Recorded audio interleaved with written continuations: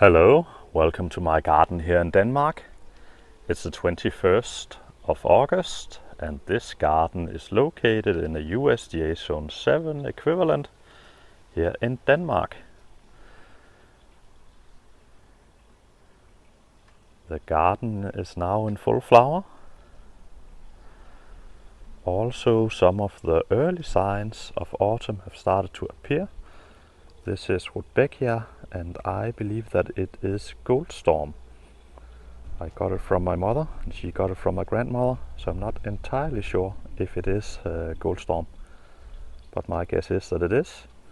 And I have propagated Goldstorm so that it is throughout this garden, and it will provide flowers for the next couple of months here in autumn.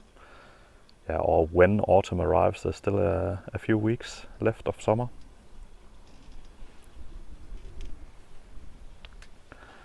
Rudbeckia Goldstorm is sitting next to a loosestrife. I believe it's Dropmore Purple. That is a really good plant that has been flowering for quite some time and will be flowering for perhaps a month more or something like that. And I like the combination of the two as well. This yellow/orange Rudbeckia and the loosestrife.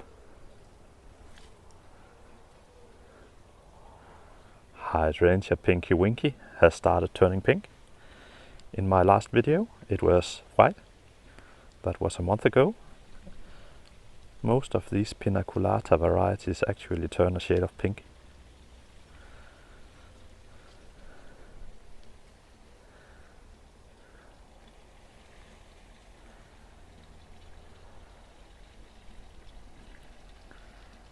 Since last time, this garden has suffered a little bit. There has been quite some hefty winds. As you can see, this glory bower has been affected quite heavily, unfortunately, and I believe that it is a sign of a plant being in the wrong position. It clearly needs a sheltered position, and I don't have any sheltered positions left in this garden. So I'm afraid that this one has to go. It still has some foliage, but that is starting to hang as well. My guess is that perhaps the entire stem or root has been affected by this. So I'm not gonna try to propagate it. I could try to propagate it from this foliage. That's still okay, but I'm not gonna try because I'll have to replant it exactly the same place, and it will just suffer the same when another summer storm. Or perhaps I shouldn't say storm officially. It wasn't even categorized as a storm here in Denmark, but it hit quite a lot of European countries quite hard. But here it was just below being categorized as a storm. But summer storms are not that unusual. I believe we had the last real summer storm in 2018 here in Denmark. So I don't believe that plant would do very good in the long run, unfortunately. As you can see here, I have again it's Rudbeckia Goldstorm sitting next to Monara, and also another pinaculata hydrangea. I think this is a really nice combination. This Monara is known to have some mildew resistance, but unfortunately it's not entirely mildew resistant, as a viewer told me in a comment. She had one and it got mildew right away after purchase, so that's really unfortunate. I'm hoping that mine made it through, but so far in this garden this year there has not been any mildew yet. Usually my phlox will get signs of mildew, as will my lupins, and I've not seen any signs of mildew this year. So perhaps I'm just lucky so far with this Monara as well, but let's see.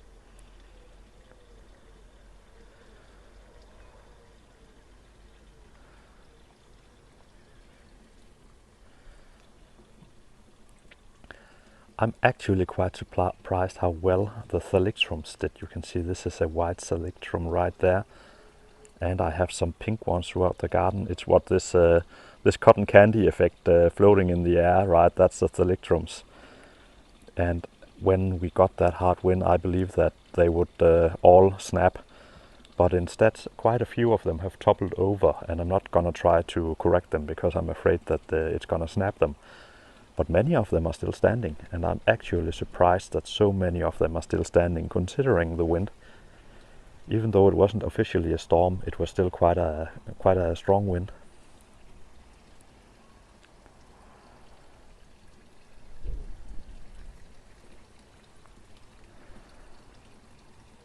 Here's a nice combination again. A thalictrum floating in the air right there. And goldstorm in the background. And a phlox. That's actually quite a nice combination, right?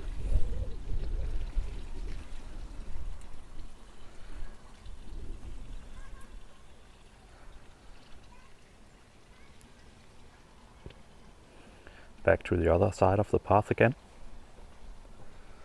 Helenium, short and sassy, got through the winds quite well, probably because it is so low, so it wasn't affected that much by the wind. My rose, at the time where we got hit, it didn't have any flowers open, and now it is starting to bloom again. I believe this is the third rebloom, and it has just set an enormous amount of buds. So I'm gonna look forward to all of these flowering buds opening up. That's gonna look stunning in a week or so.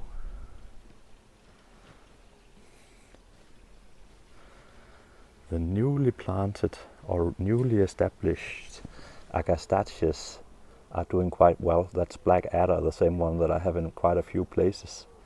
That should look really good next year, and the bees love this plant. And I think that's gonna be a good combination right here with the loosestrife that I told you about earlier, the goldstorm, and that agastache. That's gonna look really good, Black Adder.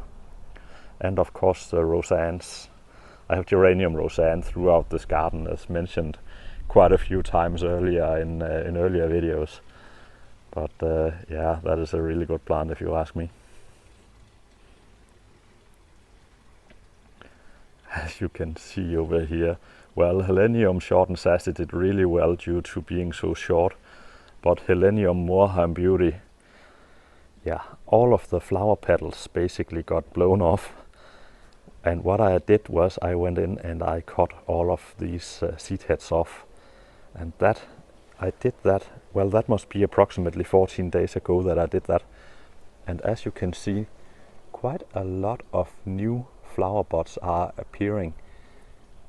My guess is that this one will be back to full flower in 1 week, and if I'm even a little bit lucky, it might even flower a little bit longer for me this year. But usually I don't cut any of the flower buds off of that one. And when these reflower, I'm gonna leave them for the birds. It should be able to form new seeds before autumn. Here is the same agastache as I showed you earlier. They were newly established. This is a fully established plant. That is agastache Black Adder. And as you can see, I'm filming in full sun today.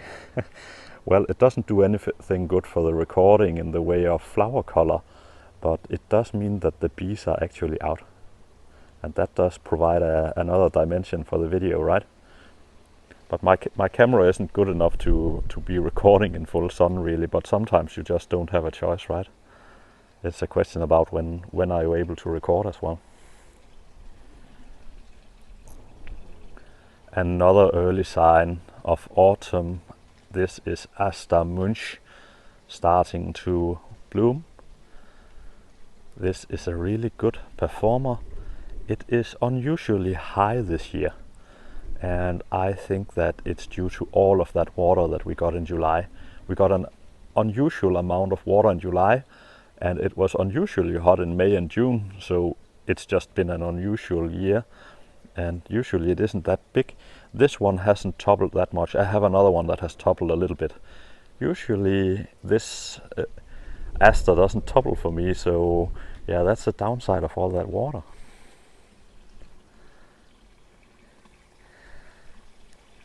Yeah, and you guessed it, as I mentioned, the Helenium, I have Echinacea as well. and it had the same issue. All of the flower leaves only got blown away, but it had quite a lot of flower buds that were about to open, and they did not get affected.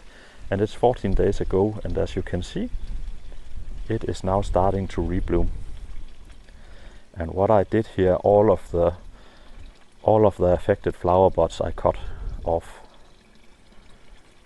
It's not everywhere that it has responded yet, but it should respond by setting new flowers. Also, a few of these toppled over in the wind, so I put in some supports.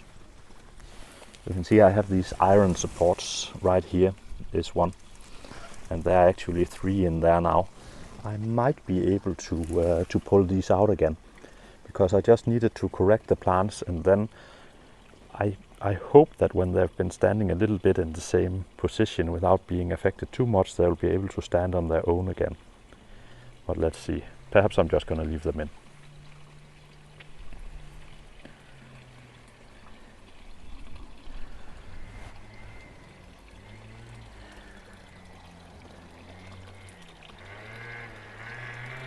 Hydrangea limelight. Oh, there's a moped coming through on the road out there. This is Hydrangea limelight. A little bit affected by the wind, but not a lot. That is looking really good, but it was somewhat protected as well. I should mention that, because the wind was coming from that direction, and the neighbor's house is there, so this limelight has been protected quite well. As you might recognize, there's a very, very little shade of purple in there as well, or pink. And again, the pinaculata varieties will turn a little shade of pink, and limelight of course might be one of those that doesn't do it as heavily as many others. But that is a nice looking flower, right? Still going strong, and I do expect that one to flower hopefully for at least a month more. Oh, a little bit of wind coming through as well.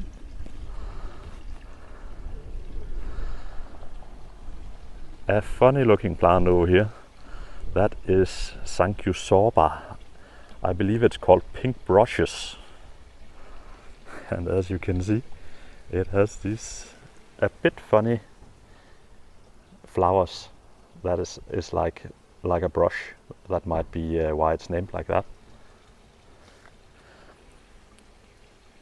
A failed experiment right here.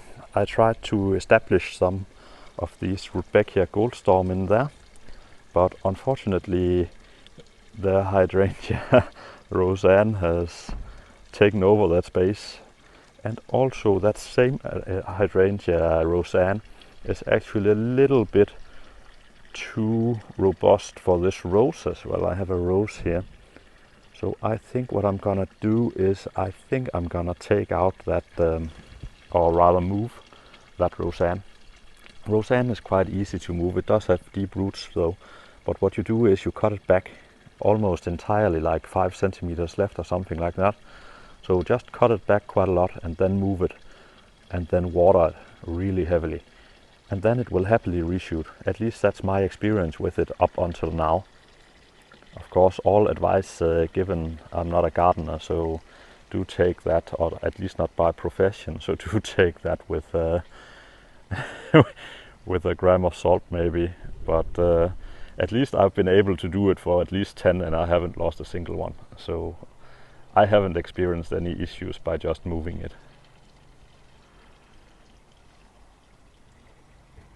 The fuchsia, still going strong.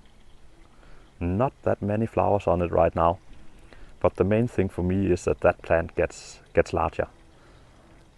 That is not entirely winter hardy, but I am hoping that it will get more and more hardy as the years go on. Also, I planted it on a mound to try to prevent some of the wet around the roots of it. In here I have a perennial Latyrus. Many of you probably know Latyrus, and as a what do you call it, a single year plant. But I have the perennial version, and that is looking really good, except that it has become very, very robust and big this year. And I know that they do become quite big, but that was not a big plant last year, so I expected that the shrubs in there would be able to support it, as it's supporting its neighbor. You can see one in there as well.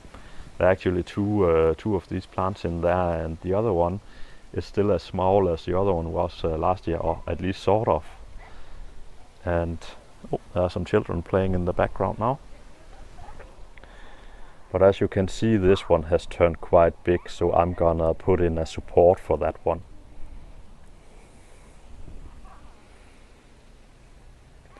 In my last video I mentioned that I was gonna try to fence in my Japanese anemones in there so that they wouldn't spread, but a viewer warned me that it would probably spread.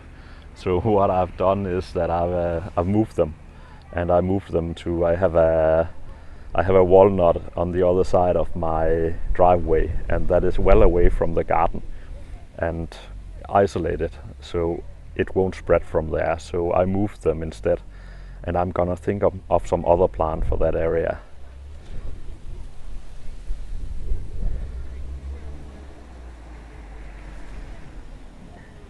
Some of the daylilies are still in bloom and looking good.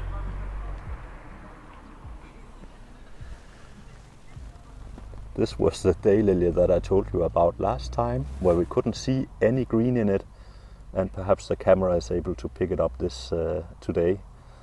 But yeah, it is. It does have some green in it, but the camera is not very good at representing it. Again, Rudbeckia Goldstorm and a phlox in the background, and a really nice David Austin rose that has come into, I believe for this one it's its second flowering.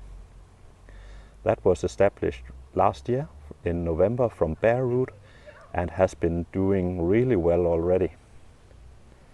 So that's a plus.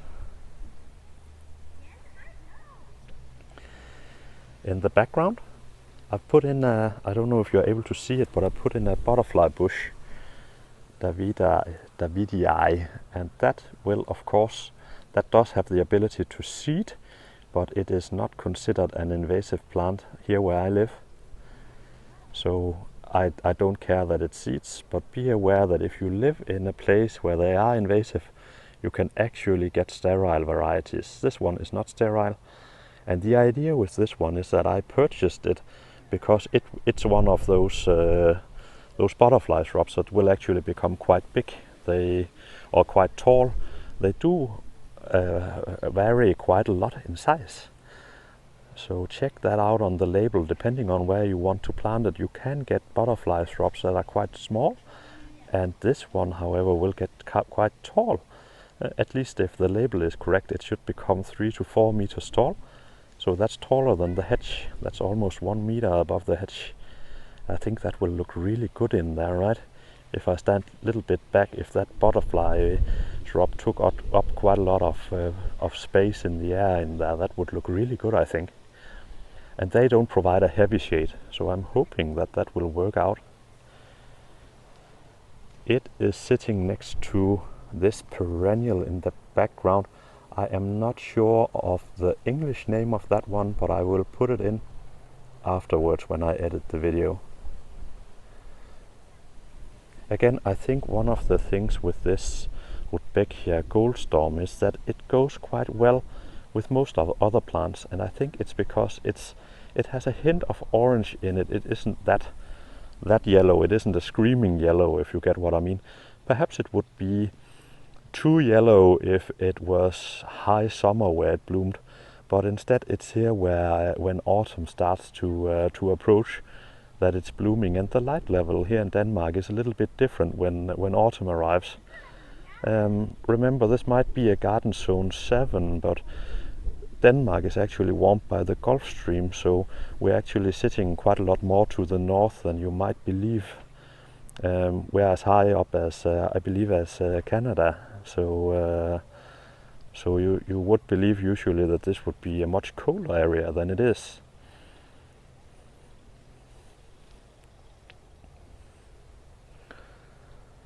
The pond area, still looking good. That is slowly becoming a better and better area, and it has attracted quite a lot of wildlife to the garden, as there are frogs and newts in there. I think the newts have actually, or what do you call it? Is it a salamander or is it just a newt? It's probably just a newt. I believe that's the correct word for it. But they actually multiplied in there. They bred in there, so that's nice. The frogs haven't. The frogs apparently are a little bit more picky when it comes to where to lay their eggs. You can actually see there's actually a little frog sitting in there. It's very welcome. And there are probably more than that one. Usually there are more than that one, but yeah, it depends a little bit on the hour of day and yeah, perhaps where they sleep at day or in the day.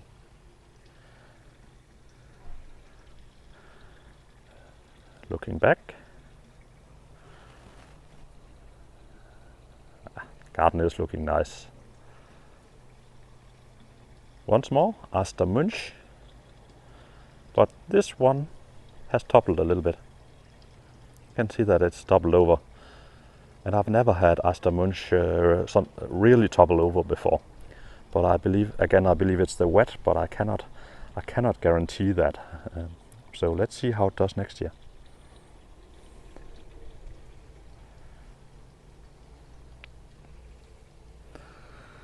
Allium Millennium coming up on its final days of blooming. Has bloomed for a really long time.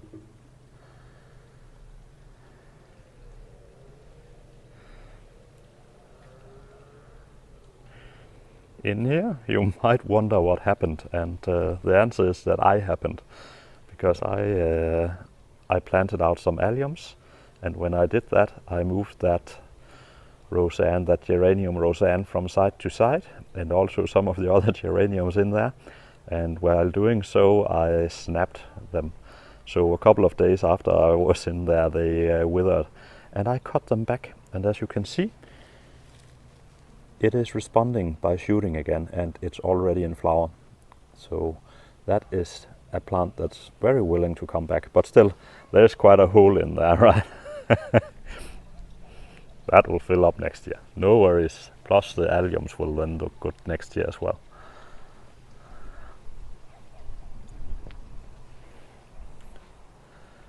Another David Austin rose that has started to bloom.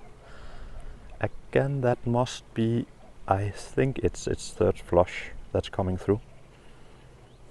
And that will look good in a couple of days. That will look really good.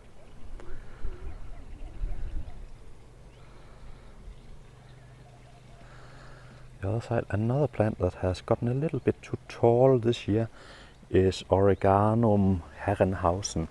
That is actually quite a good oregano. That is an oregano that is able to make it through the winter here.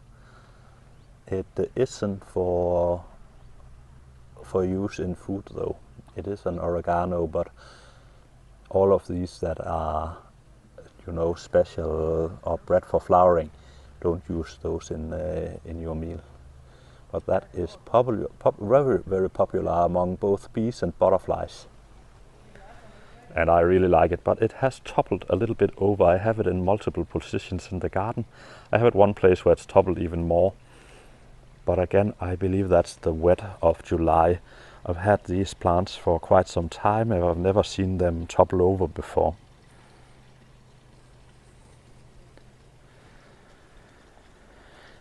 Yeah, this plant, that is a Cornus Mr. Mentioned that in my last video, that I believe that it was looking like it does due to the drought, but I am not convinced anymore that it is the drought.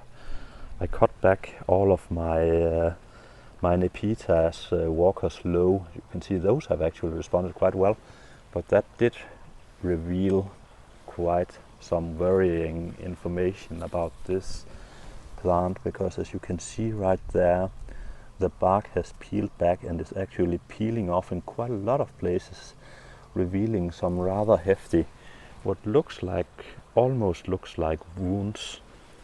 And I am afraid that there is a fungus, that it is actually affected by a fungus.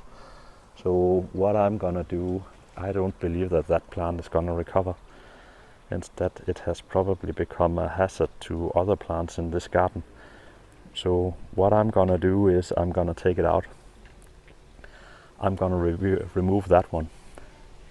Unfortunately, that is actually a really good good cornice, but I'm not gonna put in another cornice. I'm gonna try to see if I can find something else to put in there. Yeah, that's a shame.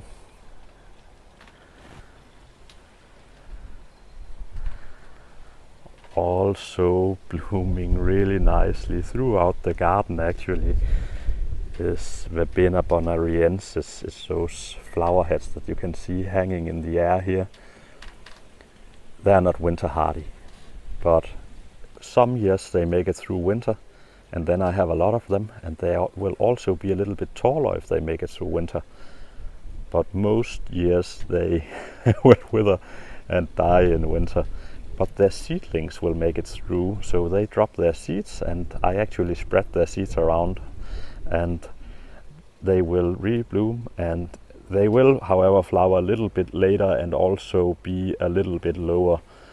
But in some ways it's actually good that quite a lot of them die away, because they become quite big plants. If they survive 2 years in a row, they actually become quite big. So the winter sorts of makes sure that they never really become too big. So they are allowed to seed in wherever they want, and I just clean out a couple of them. Oh yeah, and if you're wondering what is that sunflower on the other side of the bed, well, that is a plant that I allowed to survive. It was a sunflower that appeared, and I believe that it is from the bird seed.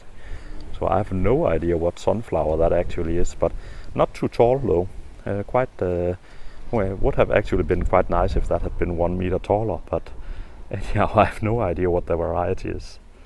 It's a sunflower mix variety, right? Almost, yeah, just about starting to bloom. David Austin Rose, I believe it's called Roald Dahl. It has really nice looking flowers. I wouldn't mind if it was a little bit taller though, so I think I'm gonna try to see if I can encourage that to become a little bit taller when I trim it back in spring.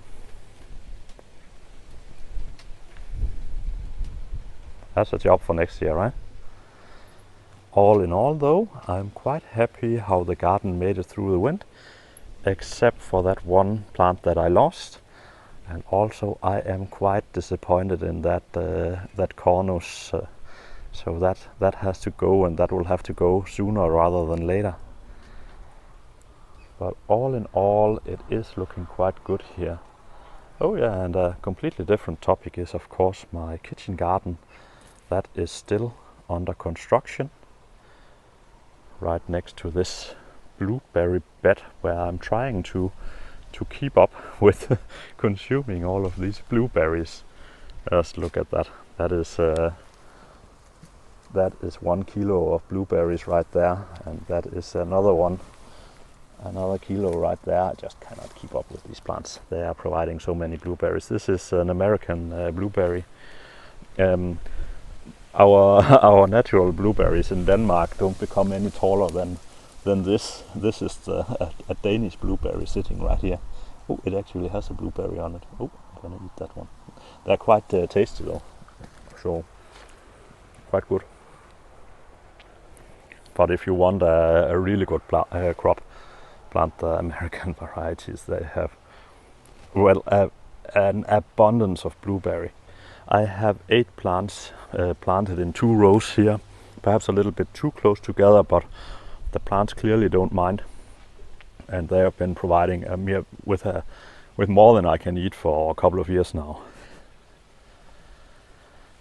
The soil here is not naturally acidic, so I think it was, is it 5 years ago that I established this blueberry bed, and and I dug out my my natural occurring soil, or rather this is so close to the house that there was quite a lot of sand there instead of my natural heavy clay soil, but still it had to go so that I could establish an acidic bed for these blueberries, for this crop. Yeah, kitchen garden, I haven't done anything here, except that all of the hedge clippings are there right now. I decided to reduce the hedge by half a meter here in the back because there aren't any neighbors directly behind my house, so there's no reason for the hedge to be super tall there.